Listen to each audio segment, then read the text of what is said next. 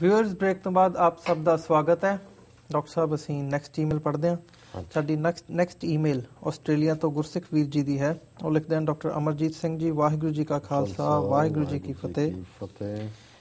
ਉਹ ਲਿਖਦੇ ਨੇ ਅਬਦਾਲੀ ਨੇ ਜਿਹੜਾ ਹਰ ਸਾਲ NRI ਸੰਮੇਲਨ ਕਰਾਉਣਾ ਸ਼ੁਰੂ ਕੀਤਾ ਹੈ ਉਸ ਦਾ ਕਾਰਨ ਇਹ ਹੈ ਕਿ ਉਹ ਬਾਹਰਲੇ ਸਿੱਖ ਮੰਤਰੀਆਂ ਤੇ ਸਰਕਾਰੀ ਪਹੁੰਚ ਵਾਲੇ ਲੋਕਾਂ ਨਾਲ ਆਪਣੇ ਅਸਰ ਰਸੂਖ ਬਣਾਉਣਾ ਚਾਹੁੰਦਾ ਹੈ, ਕਿਉਂਕਿ ਜਿਵੇਂ ਉਸ ਉੱਪਰ 6 ਫॉर ਜਸਟਿਸ ਨੇ ਅਮਰੀਕਾ ਵਿੱਚ ਕੇਸ ਕੀਤਾ ਸੀ ਤੇ ਫਿਰ ਸੁਖਬੀਰ ਲਾਲ ਨੂੰ ਵੀ ਆਪਣੀ ਕੈਨੇਡਾ ਫੇਰੀ ਛਿੱਤਰਾਂ ਦੇ ਡਰ ਤੋਂ ਰੱਦ ਕਰਨੀ ਪਈ ਸੀ ਤੇ ਹੁਣ ਆਪਣੇ ਆਪ ਨੂੰ ਇਹੋ ਜਿਹੇ ਕੇਸਾਂ ਤੋਂ ਬਚਾਉਣ ਲਈ ਉਹਨਾਂ ਨੂੰ ਕੁਝ ਬਾਹਰਲੇ ਲੋਕਾਂ ਦੀ ਸਪੋਰਟ ਦੀ ਲੋੜ ਹੈ।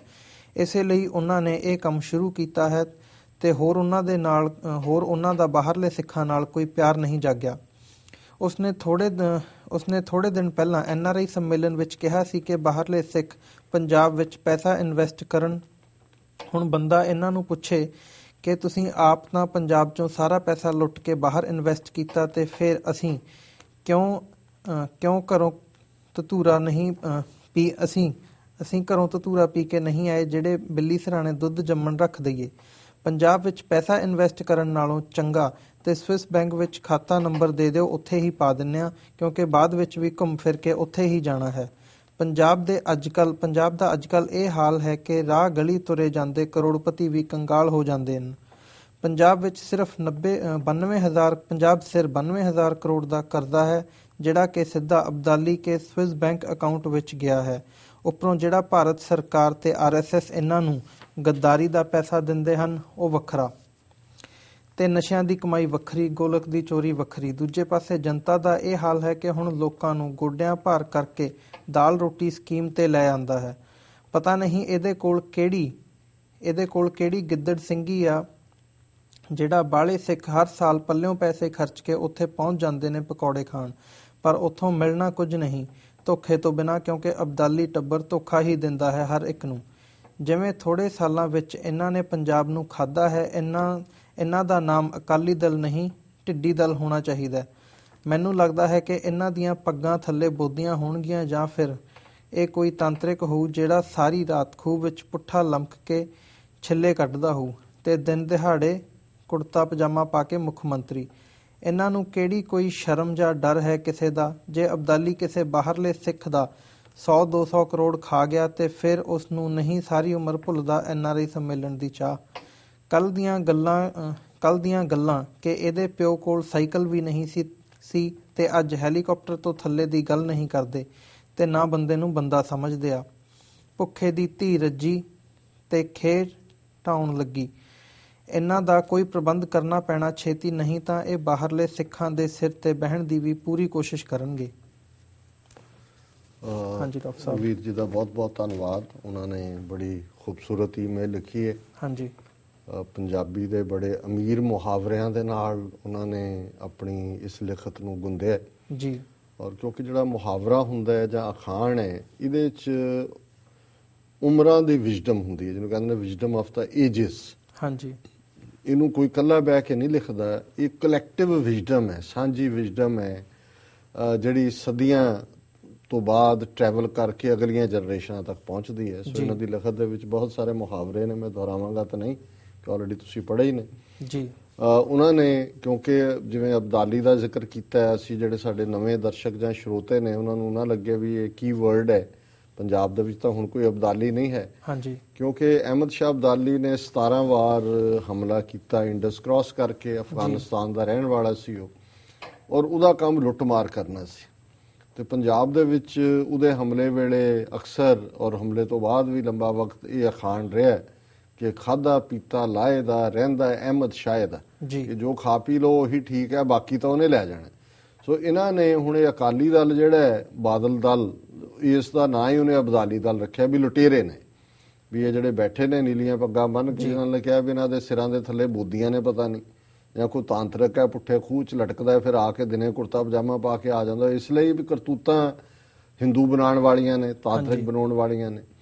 ਔਰ ਉਹਦੇ 'ਚ ਉਹਨਾਂ ਨੇ ਗੱਲ NRI ਸੰਮੇਲਨ ਤੋਂ ਸ਼ੁਰੂ ਕੀਤੀ, ਔਰ ਇਹ ਬਿਲਕੁਲ ਠੀਕ ਆਬਜ਼ਰਵੇਸ਼ਨ ਹੈ। ਅਸੀਂ ਵੀ ਇਸ ਲਾਈਨ ਦੇ ਉੱਤੇ ਹੀ ਜਿਹੜਾ ਹੈ ਉਹ ਲਿਖਦੇ ਵੀ ਰਹੇ ਹਾਂ, ਆਪਣੇ ਸੰਗਤਾਂ ਨੂੰ ਜਾਗਰੂਕ ਵੀ ਕਰਦੇ ਰਹੇ ਕਿ ਇਹਨਾਂ ਦਾ ਪਹਿਲਾ ਅਟੈਂਪਟ ਤਾਂ ਰਿਹਾ ਇੰਗਲੈਂਡ 'ਚ ਵੀ ਉਹਨਾਂ ਨੇ ਕੋਸ਼ਿਸ਼ ਕੀਤੀ, ਕੈਨੇਡਾ ਵੀ, ਅਮਰੀਕਾ 'ਚ ਵੀ, ਕਿ ਗੁਰਦੁਆਰਿਆਂ 'ਚ ਕਿਸੇ ਤਰ੍ਹਾਂ ਆ ਜਾਣ, ਕਿਉਂਕਿ ਇਹਨਾਂ ਨੂੰ ਇਹ ਸੀ ਕਿ ਸਾਨੂੰ ਕੋਈ ਇਨਵਾਈਟ ਕਰੇ। ਪਰ ਘੱਟੋ ਘੱਟ ਗੁਰੂ ਦੀ ਕਿਰਪਾ ਨਾਲ ਇਹ ਜ਼ਰੂਰ ਰਿਹਾ ਕਿ ਵੀ ਬਾਹਰਲਾ ਜਿਹੜਾ ਸਿੱਖ ਹੈ ਉਹ ਜਾਗਰੂਕ ਹੋਇਆ ਔਰ ਉਹਨੇ ਇਹ ਦੇਖ ਲਿਆ ਵੀ ਇਹ ਕੌਮ ਦੇ ਨਾਲ ਧਰੋ ਕਮਾਉਣ ਵਾਲੇ ਨੇ। ਸੋ ਗੁਰਦੁਆਰਿਆਂ ਦੇ ਦਰਵਾਜ਼ੇ ਬੰਦ ਹੋ ਗਏ ਇਹਨਾਂ ਦੇ। ਰਾਤ ਇਹਨਾਂ ਨੂੰ ਇਹੀ ਡਰ ਰਹਿੰਦਾ ਸੀ ਕਿ ਜੇ ਕਿਤੇ ਕੋਈ ਆਇਆ ਵੀ ਤਾਂ ਹਨੇਰੇ ਸਵੇਰੇ ਹੀ ਲੈ ਕੇ ਕਿਤੇ ਆਉਂਦਾ ਸੀ, ਮੱਥਾ ਟਿਕਾ ਕੇ ਲੈ ਜਾਂਦੇ ਸੀ। ਕਦੇ ਇਹਨਾਂ ਨੇ ਇਹ ਡੇਅਰ ਨਹੀਂ ਕੀਤਾ ਵੀ ਦੀਵਾਨਾਂ 'ਚ ਸੱਦ ਕੇ ਇਹਨਾਂ ਨੂੰ ਸਿਰਪਾਓ ਦਿਓ ਜਾਂ ਬੋਲਣ ਦਾ ਮੌਕਾ, ਜੇ ਕਿਤੇ ਦਿੱਤਾ ਵੀ ਉੱਥੇ ਲੜਾਈ ਹੋਈ, ਕਿਉਂਕਿ ਚਮਚੇ ਲਈ ਫਿਰਦੇ ਸੀ। ਸੋ ਇਹਨਾਂ ਨੇ ਦੇਖਿਆ ਕਿ ਵੀ ਬਾਹਰਲੇ ਸਿੱਖਾਂ 'ਚ ਤੁਸੀਂ ਵੜ ਨਹੀਂ ਸਕਦੇ। ਫਿਰ ਇਹਨਾਂ ਨੇ ਕਬੱਡੀ ਦਾ ਇਹ ਡਰਾਮਾ ਕੱਢਿਆ ਕਿ ਜੀ ਹੁਣ ਕਿਉਂਕਿ ਕਬੱਡੀ ਕਲੱਬ ਬਹੁਤ ਸਾਰੇ ਕਬੱਡੀ ਨੂੰ ਪੰਜਾਬੀ ਖੇਡ ਬਣਾ ਕੇ ਇੱਧਰ ਉੱਧਰ ਪਪੂਲਰ ਕਰਤਾ ਹੈ। ਔਰ ਇਹ ਫਿਰ ਕਿ ਇਹਨਾਂ ਨੇ ਕਿਹਾ ਜਿਹੜੀਆਂ ਕਬੱਡੀ ਐਸੋਸੀਏਸ਼ਨ ਨੇ ਉਹਨਾਂ ਨਾਲ ਤਾਂ ਧਾਰਮਿਕ ਸੰਬੰਧ ਨਹੀਂ ਹੈ, ਸਪੋਰਟਸ ਦੇ ਹਵਾਲੇ ਨਾਲ ਤੁਸੀਂ ਵੜ ਜਾਓ, ਕਬੱਡੀਆਂ ਦੇ ਟੂਰਨਾਮੈਂਟ ਹੋਣਗੇ ਉਹਨਾਂ ਦੇ ਵਿੱਚ ਜਾਓ, ਲੋਕ ਤਾਂ ਉਹੀ ਹੁੰਦੇ ਨੇ, ਗੁਰਦੁਆਰੇ ਵੀ ਪਹੁੰਚਣਗੇ, ਉੱਥੇ ਵੀ ਤੁਸੀਂ ਐਕਸੈਪਟੈਂਸ ਲੈ ਲਓਗੇ ਜੀ। ਔਰ ਇਸ ਸੰਬੰਧੀ ਮੈਂ ਸਮਝਦਾ ਵੀ 6 ਫॉर ਜਸਟਿਸ ਦੀ ਬਹੁਤ ਵੱਡੀ ਦੇਣ ਹੈ। ਹੁਣ ਇੱਥੇ ਸੁਖਬੀਰ ਬਾਦਲ ਔਰ ਪ੍ਰਕਾਸ਼ ਸਿੰਘ ਬਾਦਲ ਆ ਰਹੇ ਸੀ, ਵਿਸਕੌਨਸਨ 'ਚ ਉਹਨਾਂ ਨੇ ਟ੍ਰੈਜਡੀ ਹੋ ਗਈ, ਪਰ ਟ੍ਰੈਜਡੀ ਤੋਂ ਪਹਿਲਾਂ ਹੀ ਜਿਹੜੀ ਗੱਲ ਉਹਨਾਂ ਦੋਨਾਂ ਦੇ ਔਰ ਕਬੱਡੀ ਜਿਹੜਾ ਕਲੱਬ ਹੈ ਉਹਦਾ ਉਹਨਾਂ ਨੇ ਕਬੱਡੀ ਮੈਚ ਰੱਖਿਆ ਹੋਇਆ ਸੀ ਸ਼ਿਕਾਗੋ, ਜਿਹਦਾ ਉਦਘਾਟਨ ਕਰਨਾ ਸੀ ਉਹਨਾਂ ਨੇ। ਸੋ ਐਨ ਉਸ ਤੋਂ ਪਹਿਲਾਂ ਉਹਨਾਂ ਨੇ ਇਹਨਾਂ ਦੇ ਵਾਰੰਟ ਲੈ ਲਏ ਦੋਨਾਂ ਦੇ ਕਿ ਵੀ ਤੁਸੀਂ ਵਾਇਲੇਟ ਕਰਨ ਵਾਲੇ ਜਿਹੜੇ ਹਿਊਮਨ ਰਾਈਟਸ ਨੇ ਉਹਨੂੰ ਡਾਇਰੈਕਟਰ ਜਨਰਲ ਪੁਲਿਸ ਲਾਇਆ ਔਰ ਤੁਸੀਂ ਜਵਾਬਦੇਹ ਹੋ ਜਿਹੜੇ ਇੰਟਰਨੈਸ਼ਨਲ ਅਮਰੀਕਨ ਲਾਅ ਨੇ ਉਹਨਾਂ ਦੇ ਥੱਲੇ। ਨਤੀਜੇ ਦੇ ਤੌਰ ਤੇ ਦੋਨਾਂ ਦੀ ਐਂਟਰੀ ਲਗਭਗ ਬੈਨ ਹੋ ਗਈ। ਕੈਨੇਡਾ 'ਚ ਵੀ ਡਰਦਿਆਂ ਹੀ ਨਹੀਂ ਫਿਰ ਆਏ। ਹੁਣ ਜਦੋਂ ਇਹਨਾਂ ਨੇ ਦੇਖਿਆ ਕਿ ਵੀ ਉਹ ਗੱਲ ਵੀ ਗਈ ਵੀ ਕਬੱਡੀਆਂ ਦੇ ਥੱਲੇ, ਫਿਰ ਸਾਹਮਣੇ ਆ ਗਿਆ ਹੁਣ ਕਿ ਵੀ ਕਬੱਡੀਆਂ ਦੇ ਨਾਲ ਮਨੀ ਲਾਂਡਰਿੰਗ, ਡਰੱਗ ਸਮਗਲਿੰਗ, ਇਹ ਸਾਰੇ ਕਿਵੇਂ ਜੁੜੀ ਹੋਈ ਹੈ। ਹੁਣ ਕੁਝ ਸਾਲ ਤੋਂ ਕਿਉਂਕਿ ਇਹਨਾਂ ਦੇ ਵੀ ਜਿਹੜੇ ਰੱਖੇ ਨੇ ਐਡਵਾਈਜ਼ਰ, ਉਹਨਾਂ ਦੇ ਦਿਮਾਗ ਤਾਂ ਫਰਟਲ ਨੇ ਨਾ, ਉਹ ਉਪਜਾਊ ਦਿਮਾਗ ਨੇ ਕਿ ਵੀ ਕਿੱਥੇ ਕੁੰਡਾ ਸੁੱਟੀਏ, ਕਿਵੇਂ ਫਸਾਈਏ।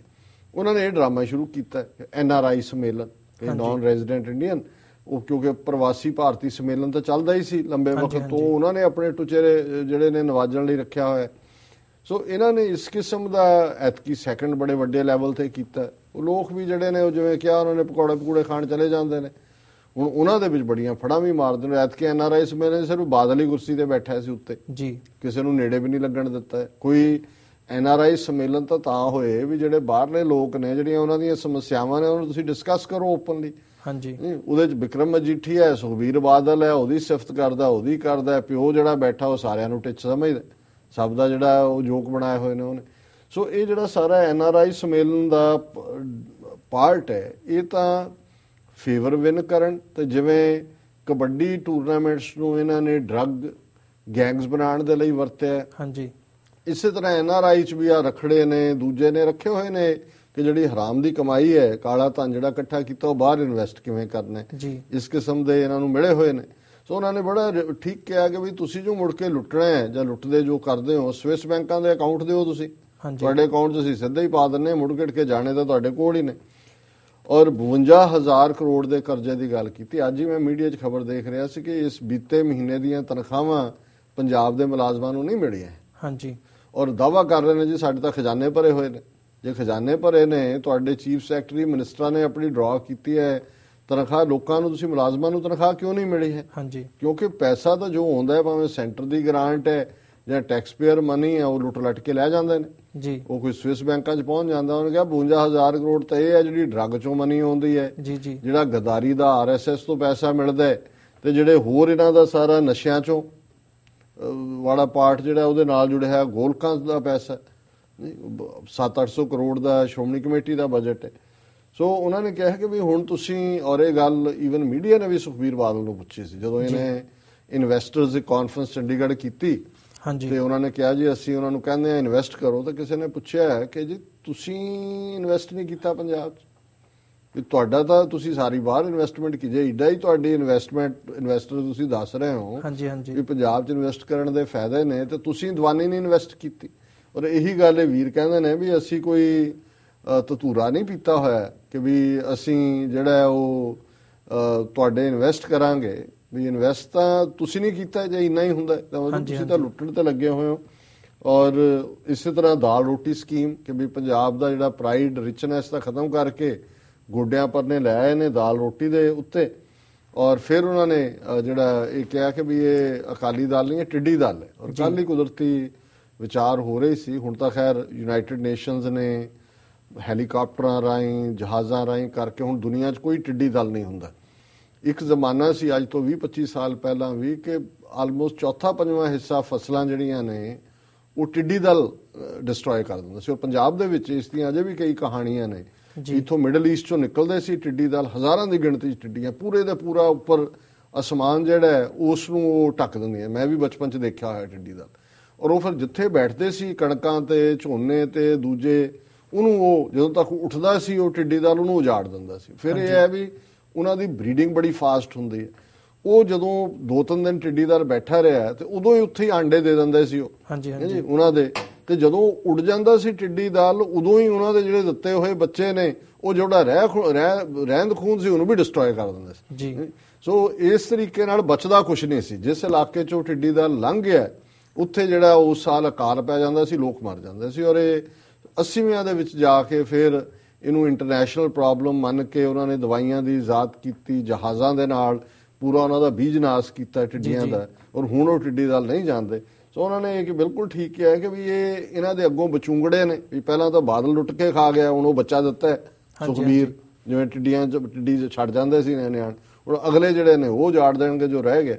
ਸੋ ਉਹਨਾਂ ਦਾ ਜਿਹੜਾ ਮੈਂ ਸਮਝਦਾ ਮੈਂ ਐਨਾਲਿਸਿਸ ਬਿਲਕੁਲ ਠੀਕ ਹੈ ਵੀ ਹੈ ਇਹ ਲੁਟੇਰੇ ਨੇ, ਲੁੱਟ ਰਹੇ ਨੇ। ਔਰ ਅਨਫੋਰਚੂਨੇਟ ਵੀ ਜਿਹੜੇ ਜਿਨ੍ਹਾਂ ਨੂੰ ਲੁੱਟ ਰਹੇ ਨੇ ਉਹ ਸਮਝਦੇ ਨੇ ਵੀ ਜੀ ਬਾਦਲ ਸਾਹਿਬ ਇਹਨਾਂ ਤੋਂ ਬਿਨਾਂ ਸਾਡੀ ਕੋਈ ਗਾਤੀ ਨਹੀਂ ਹੈ। ਇਹੀ ਅਲਟੀਮੇਟਲੀ ਗੁਲਾਮੀ ਦਾ ਇੰਪੈਕਟ ਹੁੰਦਾ ਹੈ ਕਿ ਵੀ ਤੁਹਾਡੀ ਸੋਚਣ ਦੀ, ਐਨਾਲਾਈਜ਼ ਕਰਨ ਦੀ, ਠੀਕ ਜਾਂ ਗਲਤ ਵਿੱਚ ਫਰਕ ਕਰਨ ਦੀ ਜਿਹੜੀ ਸਮਰੱਥਾ ਹੈ ਉਹੀ ਖਤਮ ਹੋ ਜਾਂਦੀ ਹੈ। ਸੋ ਇਹਨਾਂ ਵੀਰ ਜੀ ਦਾ ਬਹੁਤ ਬਹੁਤ ਧੰਨਵਾਦ ਜੀ, ਇਹਨਾਂ ਨੇ ਸਾਨੂੰ ਲਿਖੇ। ਵੀਰ ਸਾਡੇ ਅਸੀਂ ਇੱਥੇ ਇੱਕ ਨਵੀਂ ਬ੍ਰੇਕ ਲੈਂਦੇ ਹਾਂ। ਹੁਣ ਸਾਡਾ ਸਮਾਂ ਹੋ ਗਿਆ ਹੈ ਬ੍ਰੇਕ ਲੈਣ ਦਾ। ਅਸੀਂ ਮਿਲਦੇ ਹਾਂ ਇੱਕ ਛੋਟੀ ਜਿਹੀ ਬ੍ਰੇਕ ਤੋਂ ਬਾਅਦ।